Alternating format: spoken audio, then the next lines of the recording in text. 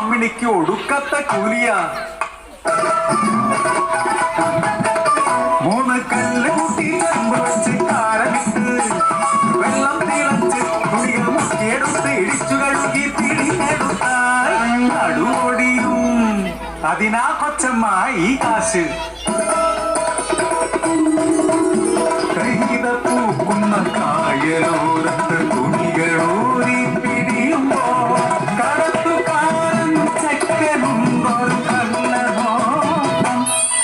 ആ ചെക്കനെ എനിക്കും എൻ മനസ്സിനുള്ളിലെ കള്ളനായി. ആനന്ദപുരത്തെ നമ്മളത്തു മരക്കിലെ കരുണിമത്തം പുരാട്ടി കരക്കിലെ കാവിൽ വിളക്കിനു പോർന്ന പടിപ്പുറയിറങ്ങാത്ത തമ്പുരാൻ. ആ മരക്കലെ വീടുകാരി കൊച്ചമ്മിനി പടിപ്പുര കയറിയ കഴിവുള്ളോ.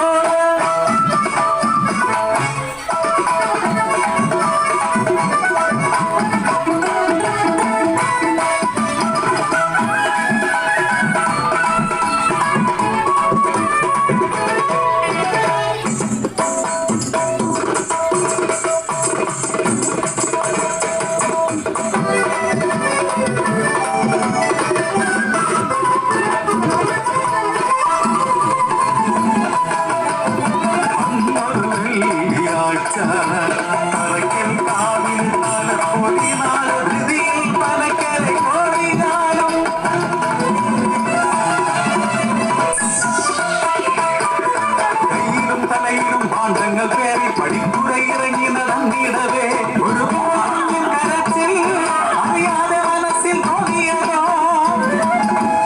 തലയിലെ മാറ്റത്തിൽ കാര്യമറിഞ്ഞു ഞാൻ ധരിച്ചുപോയി. തിരികെ ഓടി ഞാൻ മനയ്ക്ക് നിന്നപ്പോ കാത്തു നിൽക്കുന്നു ആത്മാര്. കണ്ടവന്റെ വിഴുപ്പും പേര് മനക്കിലേക്ക് വന്നിരിക്കുന്നു. അശ്രീകരം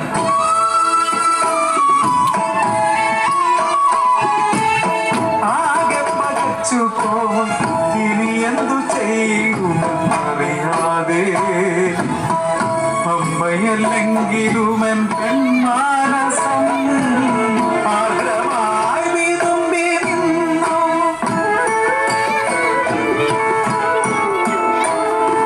പിഞ്ചു കുഞ്ഞിനെ കൈകളിലേന്തി തലതാഴ്ത്തി പടിപ്പുറയിറങ്ങി. നാട്ടാർക്കു മുന്നിൽ പരിഹാസമാ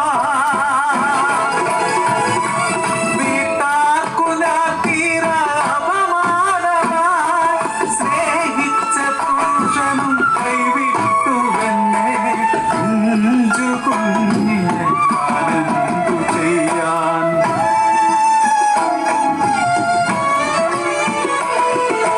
ഇടുപ്പെല്ലാം വെളുപ്പാക്കും വെള്ളോത്തിയമ്മിണിക്കു ആരാന്റെ ഇടുപ്പിന്റെ പഴി ജീവിതം.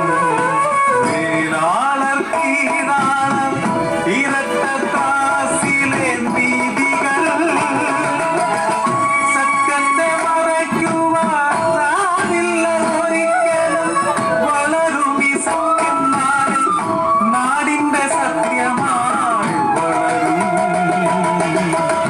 നാടിന്റെ സത്യം